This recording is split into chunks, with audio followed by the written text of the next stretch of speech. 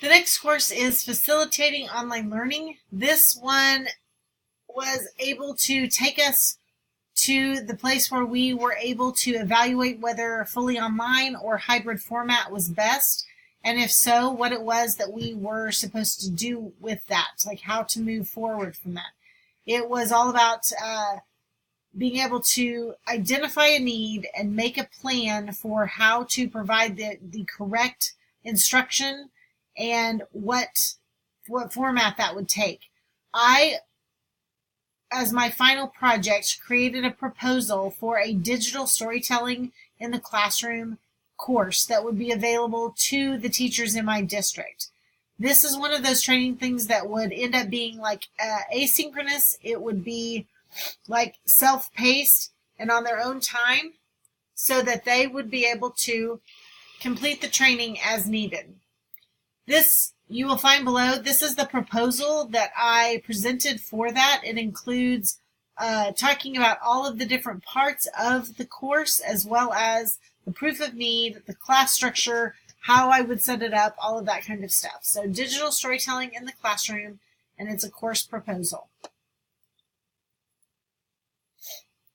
Now this next class, Digital Games and Simulations, is probably my favorite class, and only because when I originally was looking at doing a master's program in educational technology, this was definitely one of the courses that caught my eye. I am a gamer at heart, and so this is right up my alley. And like I said before, I am the gaming person for my district. So I manage Minecraft EDU. I manage all kinds of different games that our teachers utilize in the classroom. So I was very eager to learn from others and to learn about how to more effectively use this.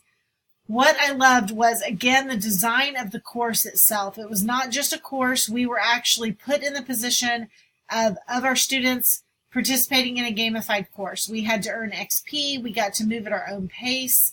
It was amazing, and it was definitely one of those experiences that let me know that I am on the right track with my students, that I am teaching the best way I know how, and the best way for them, because it gets them excited about it, and they end up actually working harder and learning at a higher level than in a traditional class. So with this, we were given several choices, but I chose to make a gamified course that encouraged teachers to teach with creativity. That's super important to me, to make sure that they're giving the kids the chance to be creative when giving them assessments or quick checks or having them do projects. That's really important. So with that, I was able to make Level Up Your Tech, which is a website that is a gamified course, like I said. If you click the image, you will be able to go to that course, and it will take you through trying to defeat General Tedious, who is so boring, and you as a citizen are trying to earn enough XP to level up from a citizen to a sidekick to a superhero so that you can actually participate in the epic boss battle, so that you can actually take down General Tedious and add creativity to your classroom. So check this out. Like I said, this was really one of my favorite classes. Next up was Mobile Learning. This is another course that was really eye-opening and really fun, and took me out of where I was and put me into something like a new avenue for educational technology. Through this course, not only learning about mobile learning and how it has really changed the landscape of education, and how so many of our students are accessing everything that they're doing for school on a phone or on a tablet.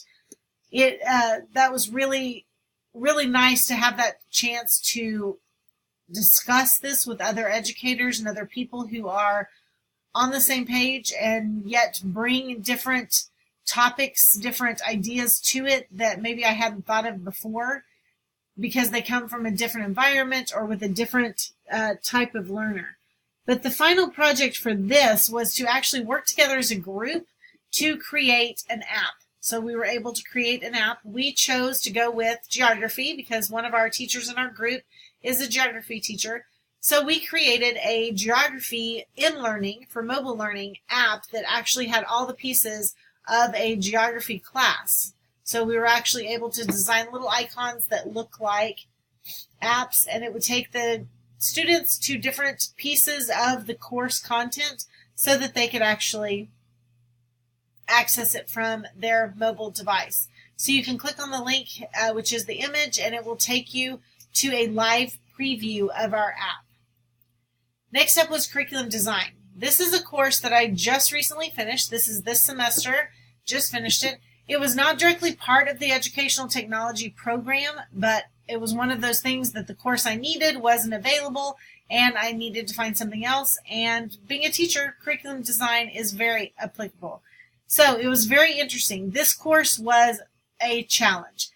It has a focus that is primarily for higher ed, so I found it a little bit difficult to take the ideas and the topics that we were discussing in class and actually make them applicable to my situation. So it definitely was for people who are either looking to or are already teaching college level. But it really did take me through like all the pieces. Our final project that I have posted here, it took us through creating that, which is a syllabus, and creating it and thinking about all of the different pieces that go into designing your curriculum and your classroom environment, down to how to create prioritized standards. What is the difference between standards and essential questions and objectives, and how you go about determining what it is from the giant list of curriculum that you're given to teach. How do you decide what it is that is most important and what order you're going to teach it? For our final project, we created a syllabus, and within the syllabus, not only was there all the regular course information, but we also designed lessons for our course. So we had to do a class schedule, and we had to figure out what it was that we would teach when, what topics we would talk about, and then we put in our assignments. So this was, like I said, this was definitely a challenge. It was a big job, but it is definitely something I have learned from, and I'm really glad I took it. The last class that I took, again, I think I mentioned this at the beginning, was the Foundations of Educational Technology. Through this class, one of our assignments was to go over the goals and philosophies that we have, like where we see ourselves. So you can see as my artifact here, there is a movie that is my place in EdTech, where I feel like I fit in, and my goals and philosophy, like where I plan to be, where I hope to be in the future within this field. So this was really interesting. I very much loved this class, and it was that big picture piece that made all the details really make sense. After talking about all these artifacts, which I know I have gone on forever, the very last thing is the reflective essay. And this is just an essay of how everything that I've learned, everything that I've been a part of, how it correlates to the AECT standards, and how it boosts the field of educational technology, how it correlates with their goals and their ideals and where they think students should be and what they think teachers should be doing. And so I really liked this. So with each one of the standards that AECT has, then I went through and discussed which projects and which classes more closely aligned with that. So throughout all of this, this is to say that I have very much enjoyed my journey. I have learned so much, and I am a better teacher for having been a part of this program. If you have any questions, you can contact me on my page. Thank you.